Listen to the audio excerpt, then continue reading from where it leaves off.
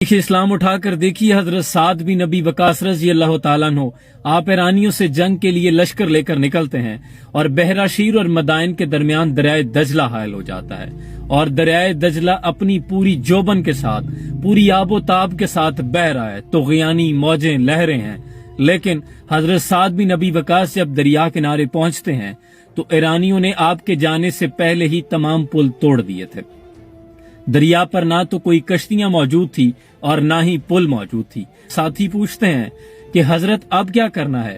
تو آپ کے چہرے پر ذرا سی پریشانی کے آثار نہیں تھے، انتہائی مطمئن چہرہ اور انتہائی یقین محکم توکل کے ساتھ آپ نے فرمایا دریا کو پار کرنا ہے اور کیا کرنا ہے۔ اسی کے ساتھ آپ نے ایک دستے کو، تیر اندازوں کو ایک ٹیلے پہ مختص کیا کہ یہاں سے آپ سامنے دشمنوں پہ ایرانیوں کا لشکر کھڑا تھا اس پہ تیر برسائیں گے، اور اس پار کھڑا دشمنوں کا لشکر گمان بھی نہیں کر رہا تھا کہ یہ لوگ دجلہ کو پار کر لیں گے۔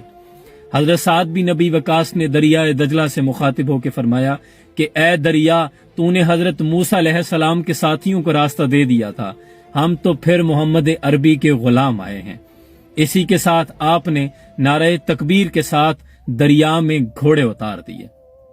حضرت اقبال نے اسی پر لکھا ہے کہ دشت و دشت دریا بھی نہ چھوڑے ہم نے، بحر ظلمات میں دوڑا دیے گھوڑے ہم نے، اور کس نے ٹھنڈا کیا آتش قدح ایراں کو، کس نے زندہ کیا پھر تذکرہ یزداں کو، اور کس کی ہیبت سے صنم سہمے ہوئے رہتے ہیں، منہ کے بل گر کے ہو اللہ احد کہتے ہیں۔ ایک لمحے کے لیے امیجن کیجئے کہ دریائے دجلہ کی موجیں گھوڑوں کی رکابوں سے آ کے ٹکراتی ہیں، رکابیں موجوں سے ٹکرا رہی ہیں، لیکن مجال ہے کہ کریمین و یسار کی ترتیب میں بھی فرق آیا ہو۔ جب حضرت سعد بن ابی وقاص کا لشکر دریا میں سے نکل کر ایرانیوں پہ حملہ آور ہوا تو وہ لوگ اتنے خوف زدہ ہو گئے کہ انہوں نے دجلہ پار کر لیا۔ لوگ کہنے لگے کہ دیو آمنند، یہ کوئی جن ہے جنہوں نے پانی سے نکل کر ہم پہ حملہ آور کر دیا ہے۔ تمام کا تمام لشکر بھاگ کھڑا ہوا، چند ایک رہ گئے تھے جن کے ساتھ حضرت سعد بن ابی وقاص نے مقابلہ کیا۔ مسلمانوں کو اللہ نے فتح سے سرفراز فرمایا۔ ٹل نہ سکتے تھے اگر جنگ میں اڑ جاتے تھے، پاؤں شیروں کے بھی میدان سے اکھڑ جاتے تھے، کوئی سرکش ہوا تیرے نام سے تو بگڑ جاتے تھے، تے کیا چیز ہے ہم توپ سے لڑ جاتے تھے۔ یہ صحابہ کا ایمان تھا، یہ توکل تھا، اور یہی نہیں بہت سے واقعات ایسے ملتے ہیں۔ حضرت اسید بن حضیر تلاوت کر رہے ہیں قرآن کی، قریب ہی گھوڑا بندھا ہے اور ساتھ ہی ایک بچہ بیٹھا ہے کہ آسمان سے بادلوں کا ایک خرمن آپ کے انتہائی قریب ہو گیا، اب اس میں بجلیاں بھی ہیں، گرج بھی ہے، پوری آب و تاب کے ساتھ وہ بادل قریب آتا گیا کہ حضرت اسید بن حضیر نے تلاوت بند کر دی کہ کہیں گھوڑا بدک نہ جائے اور اس بچے کو نقصان نہ پہنچائے۔ صبح حضور کی بارگاہ میں حاضر ہوئے تو عرض کی یا رسول اللہ اس طرح رات کو ماجرا ہوا۔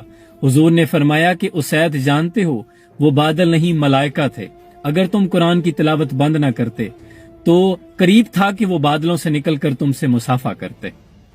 قربان جاؤں، دو صحابی رسول مدینہ سے نکلتے ہیں مسجد نبی میں نماز ادا کرنے کے لیے، اور دروازے سے باہر نکلتے ہیں تو اوپر گھوپ اندھیرا، بادل چھائے ہوئے ہیں، بجلیاں کڑک رہی ہیں۔ آپ سوچ رہے ہیں کہ اب مسجد نبی کیسے جائیں، اتنے میں ناگہاں دو شمع فروزاں ہو گئیں، سامنے دونوں نور امڈ آتے ہیں اور وہ روشنیاں آپ کو حصار میں لے کر مسجد نبی کے دروازے تک چھوڑ کے چلی جاتی ہیں۔